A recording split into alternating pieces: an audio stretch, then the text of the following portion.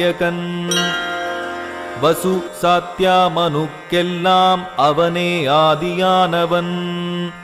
வீசும் காற்றும் தீயும் அவனே பருவங்கள் செய்கின்றவன். ஆற்றலை அருளும் கிரணன் அதிதி மைந்தன் முதற்கோளன். கீற்றன பொன்னொளி வீசி காலை பொழுதை தருகின்றவன். பரியேழும் பரிதியின் ஒளியாய் விரியும் பல செங்கிரணமாய் புற அக இருளை நீக்கும் பறவையாம் ஒளியானவன். குளிரை கருவில் எரியச் செய்து ஒளியாய் விண்ணில் அளிப்பவன். அதிதி மைந்தன் ஒலிக்கும் சங்கு அதிலே விழிப்பளிப்பவன். இருளை மறைக்கும் வானநாதன் மறைமூன்றின் சாதகன்.